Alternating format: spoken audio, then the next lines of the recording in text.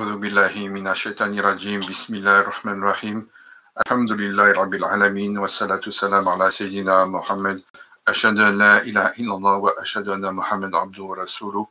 Chers frères, chères sœurs, assalamu alaikum wa rahmatullahi wa barakatuh. Que la paix d'Allah soit sur vous. Ramazan Mubarak, Ramazana Mubarak Olsun.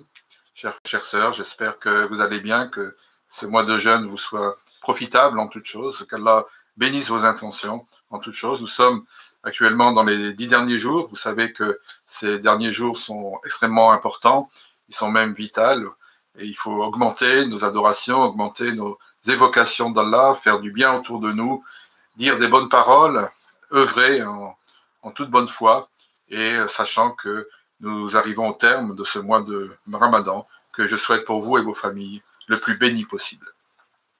Nous allons continuer dans notre dernière séquence concernant le mois de Ramadan et le jeûne en général, mais principalement le jeûne du mois de Ramadan.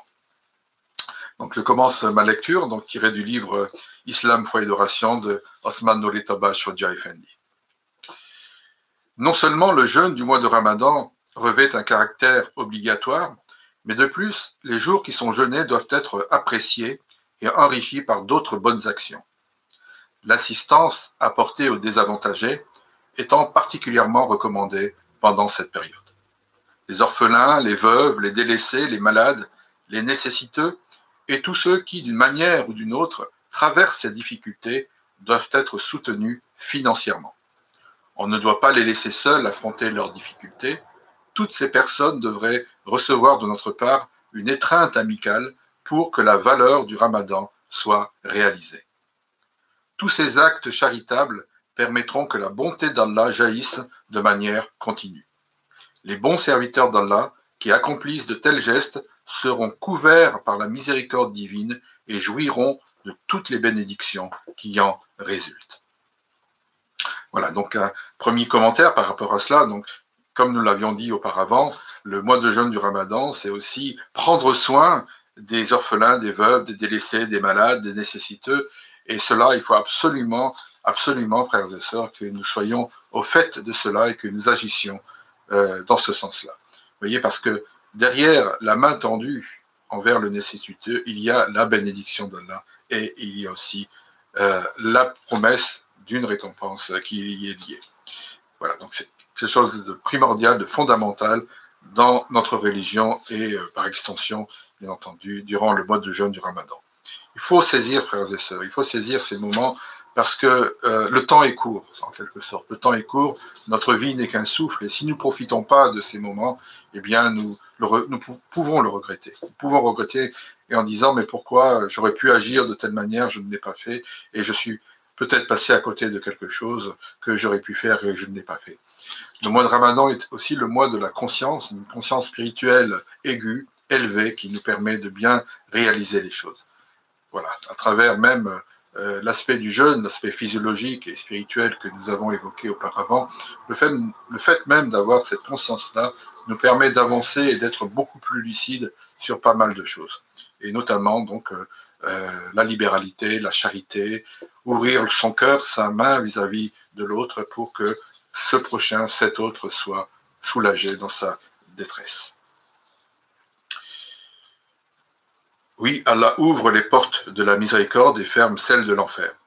Le prophète Mohammed a dit, je cite, « La bienfaisance éloigne 70 sortes de malheurs et la bienfaisance éteint la colère d'Allah. » Voyez, donc c'est ce que je disais auparavant, la bienfaisance éloigne 70 sortes de malheurs, dit le hadith, et la bienfaisance éteint la colère d'Allah. Être un bienfaiteur, user de bienfaisance envers autrui, nous permet d'avoir, eh bien, des choses extraordinaires. Voilà. Luqman Hakim donna le conseil suivant à son fils. Donc il a dit à son fils, « Ô mon fils, lorsque tu commets consciemment ou inconsciemment un péché, repens-toi devant Allah et donne l'aumône. » Et donne l'aumône. La repentance envers Allah et donne une aumône. C'est-à-dire que lorsque nous commettons un péché, nous sommes conscients de ce péché, eh bien, repentons-nous à Allah, parce que Allah est prompt aussi il accepte notre repentir. Vous voyez, c'est quelque chose d'important qu'il faut que nous sachions, c'est que Allah agrée notre repentir si nous nous repentons sincèrement, et aussi, vous voyez, faire aussi, après cet acte de repentance, eh bien, d'offrir une aumône. Offrir cette aumône peut être aussi un sourire, vous voyez, c'est le sourire, comme dit un autre hadith, est une aumône. Donc, offrir une aumône, c'est aussi un bien, c'est soulager un pauvre, un nécessiteux, c'est aussi, eh bien, adresser un sourire à son frère en islam et aussi lui dire que nous l'aimons en Dieu, par exemple. Tout cela fait partie de l'aumône. Et bien entendu, cela fait partie d'un autre thème que, Inch'Allah, nous développerons par la suite. Mais nous repentir devant Allah et donner l'aumône est une maxime, est une sagesse de Luqman. Et nous savons que Luqman était un homme très sage. D'ailleurs, le Coran lui consacre toute une sourate aussi sur les conseils, les bons conseils de Luqman. En résumé, donc, les aumônes offertes pendant le mois de Ramadan sont généreusement récompensées. Le prophète, alayhi salatu salam, décrit la particularité de ce mois béni par les paroles suivantes. On lui demanda un jour quelle est la meilleure aumône en termes de récompense. Le prophète, alayhi salatu salam, répondit l'aumône donnée pendant le mois de Ramadan. Voyez, l'aumône donnée pendant le mois de Ramadan est la meilleure aumône en termes de récompense. Voilà, il faut que ces paroles soient gravées dans nos cœurs, vraiment pour que nous puissions prendre conscience de cela et que nous agissions eh bien, en conséquence. Les bien-aimés d'Allah font la distinction entre trois groupes de bienfaiteurs. Les gens de la charia, dans le premier groupe, les gens de la charia, ceux qui obéissent strictement à la loi, donnent l'aumône de leurs biens matériels. 2. Les gens de la réalité, al-haqiqa, donnent l'aumône de leur âme et de leurs biens matériels. 3. Les gnostiques, alifun, donnent avec leur cœur, car ils demeurent constamment dans la présence d'Allah. Les amoureux d'Allah sont ceux qui donnent de toute leur âme parce qu'ils se réjouissent de ce que le destin a écrit à leur intention. La bienfaisance du riche ne s'exerce qu'avec ses propres biens, tandis que la bienfaisance des soufis consiste uniquement à enlever du cœur tout ce qui est autre qu'Allah. La bienfaisance des adorateurs, Habid, provient de la profondeur de leur être, car ils n'ont pas renoncé à le sacrifier pour qu'ils puissent adorer et servir Allah. Les personnes généreuses qui possèdent une grande richesse de cœur ne trouvent aucun déplaisir à donner aux pauvres. Vous voyez, je me permets d'arrêter ma lecture pour dire simplement que je l'ai souligné dans le texte. Les personnes généreuses qui possèdent une grande richesse de cœur ne trouvent aucun déplaisir à donner aux pauvres. Vous voyez la dimension dont il s'agit ici. Et nous savons que notre maître, que Osman Effendi, est très généreux, très généreux en ce qui concerne le fait de partager, et il n'y a aucun déplaisir chez lui aussi à donner aux plus pauvres que lui. Je continue ma lecture. Le nécessiteux se réjouit de la présence du riche, et le riche remercie Allah de pouvoir donner aux nécessiteux. Semblables aux nuages d'avril qui arrosent les terres desséchées, les personnes charitables et généreuses manifestent la miséricorde d'Allah sur ses serviteurs. Plus leur charité se manifestera avec sincérité et amour, plus les bienfaits et les bénéfices qu'ils recevront en retour seront conséquents. Le don et le profit se transforment alors en source de félicité, et la profondeur spirituelle du donateur est reflétée par celui qui reçoit l'aumône. Nous pourrions appeler cela un commerce sans déficit. En outre, Allah le Très-Haut dit dans le Coran, Bismillah ar-Rahman ar-Rahim, ô homme, vous êtes les indigents ayant besoin d'Allah, et c'est Allah, lui, qui se dispense de tout, et il est le digne de louange. Donc, Surat al-Fatir, verset 15. Donc, voyez là, Osman Effendi insiste sur le fait que, eh bien, la charité exercée, une charité exercée plutôt, c'est une charité qui a pour récompense, pour but finalement, eh bien, au-delà des bienfaits d'Allah, des récompenses énormes, des récompenses qu'on ne peut pas même s'imaginer en ce bas monde, et même les mots humains ne sont pas dignes pour décrire ce que seront ces récompenses. Voyez, donc je crois que si notre maître Osman Effendi eh bien, insiste sur cela, c'est que ça a une importance fondamentale, primordiale. D'ailleurs, le verset le dit, hein, vous êtes les indigents, vous qui avez besoin d'Allah, c'est Allah, lui, qui dispense de tout, il est le digne de louange. Voyez, donc le fait que Allah soit le dispensateur de tout, eh bien, cela veut dire qu'il est aussi digne de louange. Allah est le possesseur de la richesse. Tous ses serviteurs, qu'ils soient riches ou pauvres, doivent savoir qu'ils dépendent de lui. Ils doivent sans cesse ressentir au plus profond de leur être leurs conditions de pauvreté vis-à-vis de lui.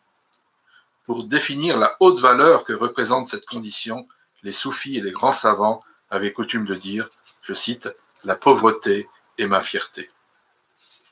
Incontestablement, toutes ces paroles sont empreintes de sagesse, car elles évoquent la préférence donnée à la richesse du cœur, au bien de ce monde. Ce sentiment est le commencement de la vertu. On peut le trouver aussi bien chez les gens riches que chez les gens pauvres.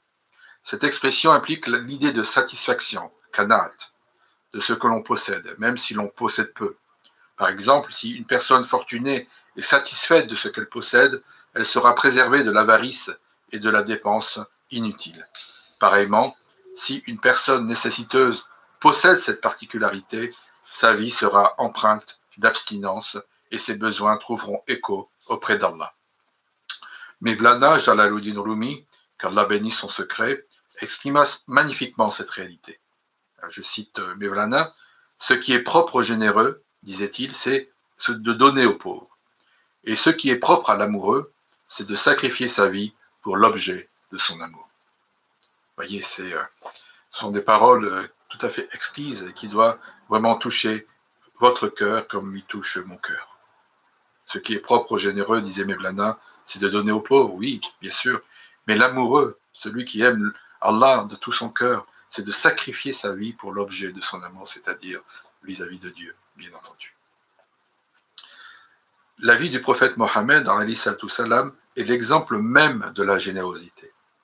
Le grand érudit Ibn Qayyim décrivit sa générosité en ces termes. Je cite, donc Ibn Qayyim disait « Nul n'était aussi généreux que le messager d'Allah.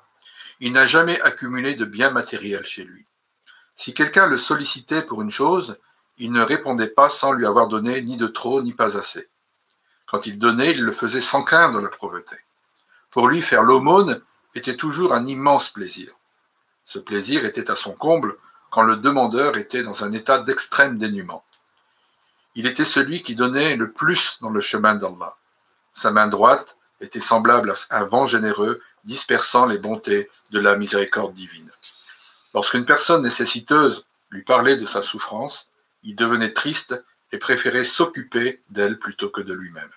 Il lui offrait ensuite sa propre nourriture ou son propre vêtement. Voyez, donc un exemple aussi tiré de la sira du prophète, de la biographie du prophète. Donc nous voyons que le prophète salam était un homme extrêmement généreux et qui plus est, donc comme tout musulman doit suivre les traces de ses pas. Donc nous avons ici un exemple probant comment devons-nous aussi agir en toute générosité, sur les traces des pas du prophète, si nous voulons lui ressembler. Voilà, donc c'est aussi un très très beau texte. Dans le commentaire de Hazin, il est fait mention des propos de Hadarat Jabir à ce sujet. Donc un autre commentaire lié aussi à la vie du prophète.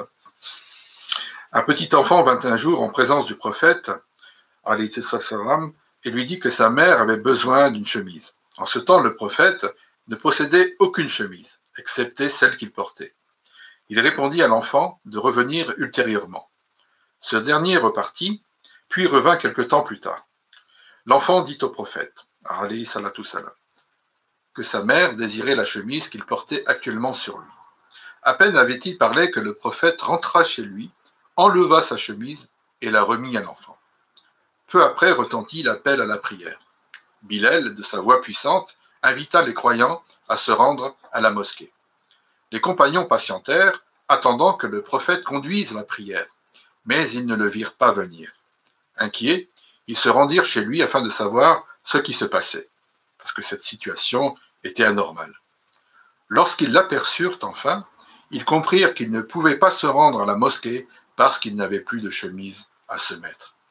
Cet épisode est resté pour eux, et pendant longtemps, un sujet de méditation sur ce que signifie la générosité du prophète, alayhi salatu salam. Voyez, donc aussi un très très beau récit, un très beau texte qui nous montre que eh bien, le prophète n'ayant qu'une seule chemise, un enfant lui a demandé sa propre chemise, eh bien, il lui a offert et cela ne lui a pas permis d'aller à la mosquée, d'aller à la prière. Et sachant que la prière arrivait, il a préféré donner sa chemise à l'enfant que d'aller même à la mosquée. Vous voyez que cet attachement qu'avait le prophète vis-à-vis de la générosité, sachant que derrière ce geste-là, il y avait eh bien, les bénédictions d'Allah qui allaient pleuvoir sur lui et sur les compagnons qui avaient certainement bien compris pourquoi cela était arrivé. Voyez, donc usons de générosité, je crois que c'est l'un des aspects de l'islam qui sont les plus probants, en tout cas. Un musulman est toujours quelqu'un de généreux. J'ouvre une parenthèse, je me souviens de pas mal d'amis qui ont été non musulmans, qui ont été aussi dans des pays musulmans, et ils ont été très très étonnés, admirablement étonnés par la générosité des croyants musulmans qui leur ont même offert de rester chez eux, ils ont partagé le repas, ils ont accueilli vraiment de manière très digne, et quand ils sont revenus dans leur pays, ils ont vraiment vanté la générosité des musulmans qui les ont accueillis, et cela est resté gravé dans leur cœur. Oui, donc user avec générosité, c'est quelque chose qui peut laisser aussi une empreinte très forte chez les personnes. Omar ibn Abdulaziz, un homme reconnu pour sa piété et son sens de la justice, a dit, je cite, « Les prières accomplies en assemblée vous emmènent à mi-chemin vers Allah, le jeûne ouvre les portes du palais royal et la bienfaisance vous emmène en présence du roi. » Voilà, donc aussi une parole citée par Omar ibn Aziz, qui était le 5e calife de l'islam. En conclusion, nous devons faire au mieux pour saisir et utiliser cette opportunité qui nous est offerte durant l'année courante. Nous ne saurons jamais si l'occasion se présentera de jeûner un autre mois de Ramadan. Non seulement nous devons jeûner et accomplir nos prières à la mosquée, mais aussi réciter la sainte parole d'Allah. Nous devons donner généreusement aux pauvres, car le prophète Mohammed, qu'Allah le bénisse et lui accorde la paix, a dit, je cite, « La meilleure aumône est celle qui est faite pendant le mois de Ramadan. » En associant toutes ces bonnes actions, nous serons en mesure de nous tourner sincèrement et humblement vers Allah. Puisse Allah, le Très-Haut, nous soutenir afin que notre jeûne soit conforme à sa volonté. Ubayd ibn Omar relate. Ubayd ibn Omar relate. Tous les êtres humains seront ressuscités nus et souffriront beaucoup de la faim et de la soif. Ceux qui, de leur vivant sur terre, auront nourri d'autres personnes pour l'amour d'Allah, seront eux-mêmes nourris dans l'au-delà. Tandis que ceux qui, de leur vivant sur terre, auront offert de l'eau pour l'amour d'Allah, seront eux-mêmes désaltérés dans l'au-delà. Et ceux qui, de leur vivant sur terre, auront offert des vêtements à d'autres pour l'amour d'Allah, seront eux-mêmes vêtus dans l'au-delà. Le prophète Mohammed, sallallahu alayhi wa sallam, a dit « Ô vous les hommes, soyez bienfaisants envers autrui, afin qu'on le soit pour vous aussi. » Le signe réel de la bienfaisance est exprimé de la plus belle façon par Mevlana Jalaluddin Rumi. Mevlana dit, je cite, « Donner l'aumône ne diminue en rien la richesse. Donner l'aumône la protège de la destruction. Les aumônes que vous offrez deviennent les gardiens de votre bourse. Les prières que vous accomplissez deviennent le berger qui vous protège des loups et des choses nuisibles. Ceux qui sèment en période de semaille vident leur silo à grains. Quand vient le temps de la moisson, ils y emmagasinent davantage de grains. Au lieu de disposer d'un silo vide, ils possèdent davantage de silos pleins. D'autre part, si le blé n'est pas semé et est laissé à l'intérieur du silo, les puces, les vers et les souris finiront par le dévorer. » Fin de citation. Vous voyez, donc, le mois de Ramadan est quelque chose de très important. L'aumône est quelque chose de très important, et Mevlana prend l'image justement des choses nuisibles qui peuvent gâter ces choses-là et qui finiront par pourrir. Donc, le fait que nous donnions notre aumône, nous donnions l'aumône, nous faisons la charité à autrui, et bien cela ne permet pas qu'il y ait aucune corruption qui puisse vraiment intervenir à ce moment-là. Voilà. Le blé qui n'est pas semé et laissé à l'intérieur du silo, les puces, les vers et les souris finiront par le dévorer.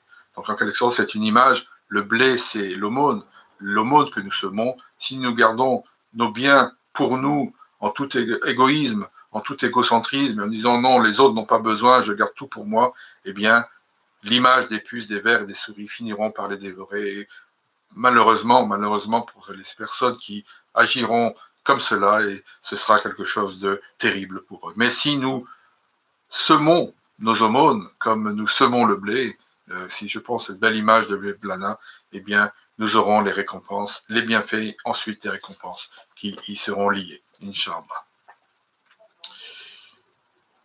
Allah, le Très-Haut, dit dans le Coran, je cite, Bismillahirrahmanirrahim, « et dépensez de ce que nous avons octroyé avant que la mort ne vienne à l'un de vous. » Dépensez de ce que nous vous avons octroyé avant que la mort ne vienne à l'un de vous. Donc, Surat Al-Munafiqun, verset 10. Un autre verset, je cite, « À ceux qui thésaurisent l'or et l'argent et ne les dépensent pas dans le sentier d'Allah, annonce un châtiment douloureux. » Surat Al-Tawbah, verset 34. La bienfaisance effectuée de manière libre et spontanée doit être réalisée pour l'amour d'Allah, en agissant avec respect, comme si Allah en était le bénéficiaire. Le prophète Mohammed, alayhi salatu salam, avait mis l'accent sur ce point particulier. Il a dit, donc je cite le prophète Mohammed, « L'aumône passe par la main d'Allah avant d'arriver à la main du pauvre. » Et toute personne qui donne une aumône provenant de ce qui est licite, et Allah n'accepte que ce qui est licite, Allah la prendra alors de sa main droite, même si ce n'est qu'une date. L'aumône augmente dans la main du miséricordieux jusqu'à ce qu'elle soit plus grande qu'une montagne, comme l'un d'entre vous qui élève son petit cheval ou son petit chameau. Donc, hadith rapporté par Bukhari. Voilà, et je reviens sur ce hadith, ce premier, l'aumône passe par la main d'Allah avant d'arriver à la main du pauvre.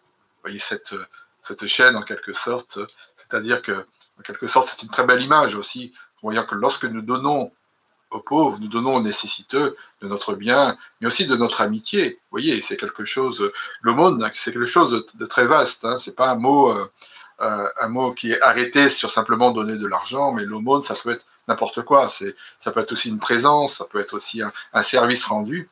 Eh bien, ce service rendu, peu importe la nature de ce service, eh bien, passe d'abord par Allah, par l'agrément d'Allah, et ensuite distribué à la personne nécessiteuse. Vous voyez, donc c'est quelque chose de merveilleux, et cela fait partie de la beauté de notre religion. Si nous vraiment nous méditons sur ces choses-là, nous voyons que eh bien, tout ce que nous faisons, tout ce que nous entreprenons passe par Allah avant d'arriver aux bénéficiaires. Donc c'est toute une chaîne d'amour, hein, en quelque sorte, qui nous est proposée ici. Allah le Très-Haut, dit Osman Effendi, Allah le Très-Haut est le véritable bénéficiaire de l'aumône, comme le confirme le Saint-Coran à ce sujet.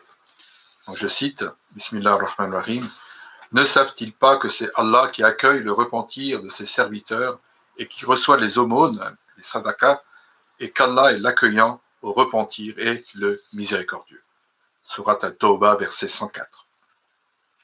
Il va sans dire que le croyant doit être absolument attentif en donnant l'aumône. Le verset coranique suivant décrit la meilleure façon de la donner.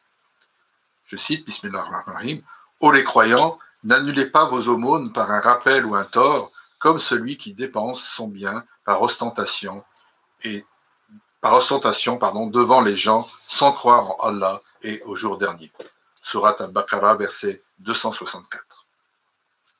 Afin de ne causer aucun tort ni même formuler aucun reproche, le bien-aimé d'Allah se lève devant l'indigent et lui offre son aumône en toute modestie.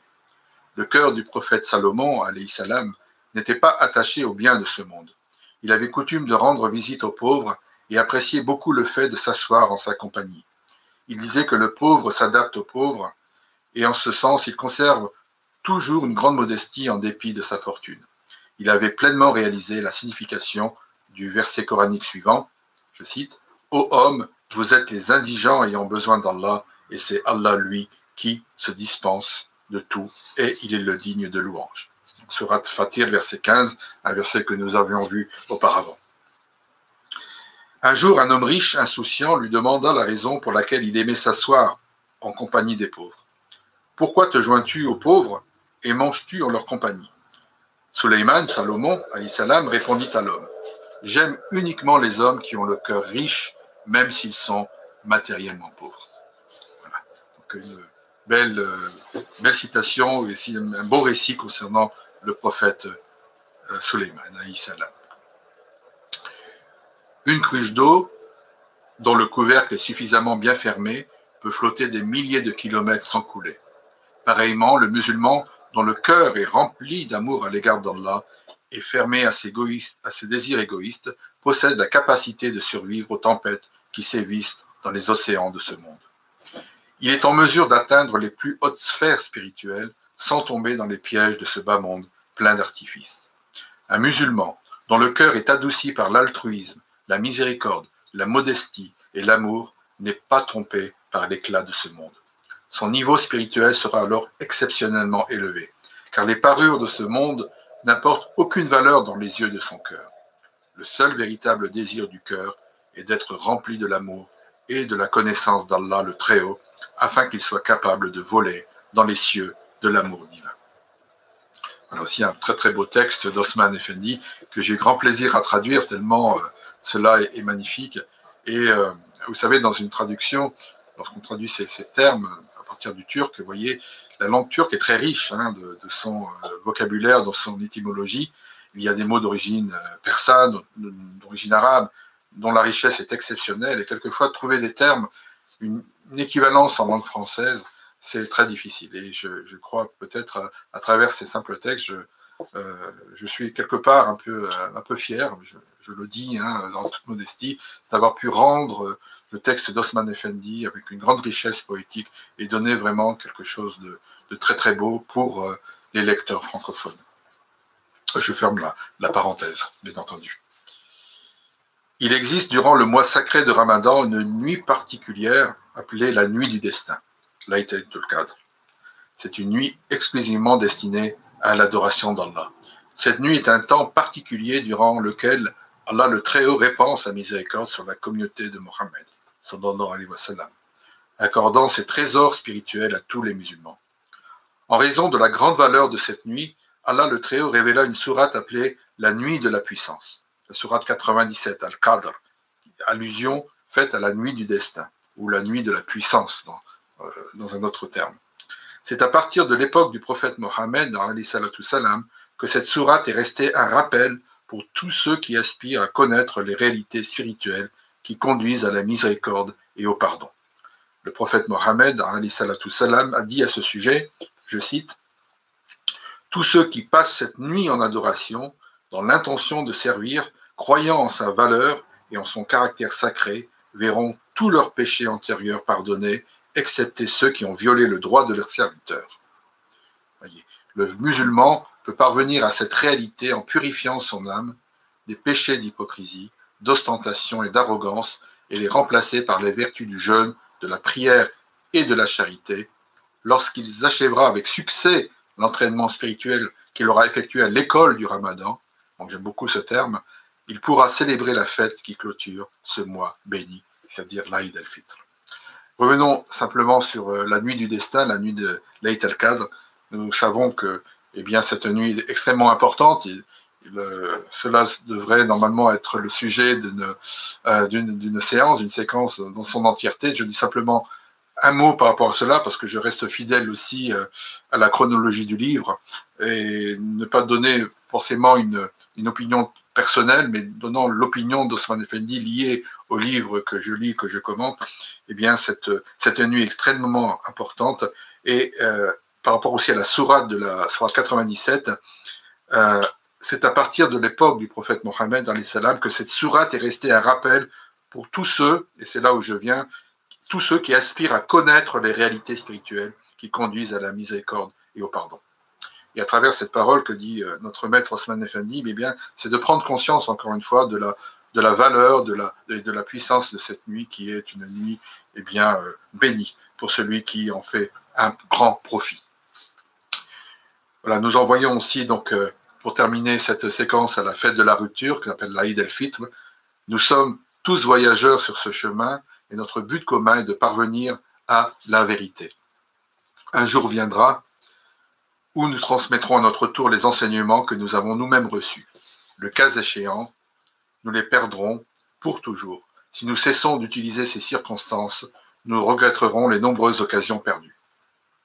Il faut savoir, alors c'est très important, chers frères, chères sœurs, cette dernière lecture, tout est important finalement dans l'enseignement d'Osman Effendi à travers cet ouvrage, mais ces dernières paroles sont toutefois très très percutantes. Écoutez, il faut savoir que les jours de Ramadan sont des jours de pardon qui nous libèrent de l'enfer. Les véritables croyants versent des larmes de tristesse quand ces jours s'éloignent. Toutefois, Allah le Très-Haut veut récompenser notre jeûne, notre patience et nos actes de charité en nous gratifiant de la fête de la rupture qu'on appelle Aïd el-Fitr. Voyez, donc c'est quelque chose d'important que je voulais mettre en valeur pour terminer cette 4e et dernière séance consacrée au mois de Ramadan et au jeûne en général. C'est cela. Les véritables croyants versent des larmes de tristesse quand ces jours s'éloignent. Voilà. Et ça, je crois que chez Osman Effendi, c'est une parole forte et aussi un message qu'il veut nous laisser en disant que finalement, nous avons jeûné ce jeûne, nous avons certainement vécu des choses, spirituellement parlant, très très fortes, et ces choses-là doivent rester dans notre cœur comme un souvenir, mais quelque part un souvenir actif.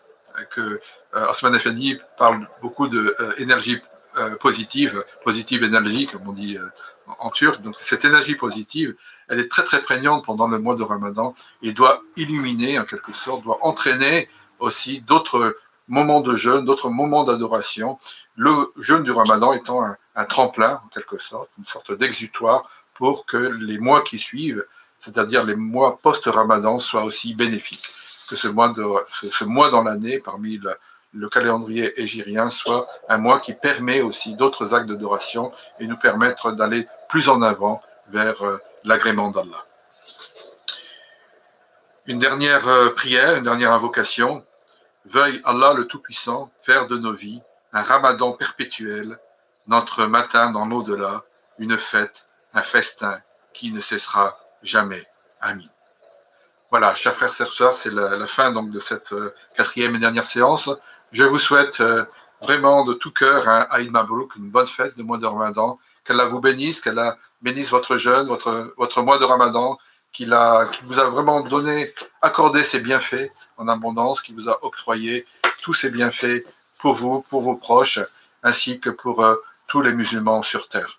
Vraiment, de tout mon cœur, je me joins à la prière de beaucoup de musulmans, de nos frères dans la foi, et je vous souhaite, Inch'Allah, un bon Ramadan, bonne fin de Ramadan plutôt, une bonne fête de l'Aïd, et je vous dis à très bientôt pour une autre série de séances consacrées à d'autres thèmes que nous verrons, Inch'Allah. Assalamu alaikum wa rahmatullahi wa barakatuh.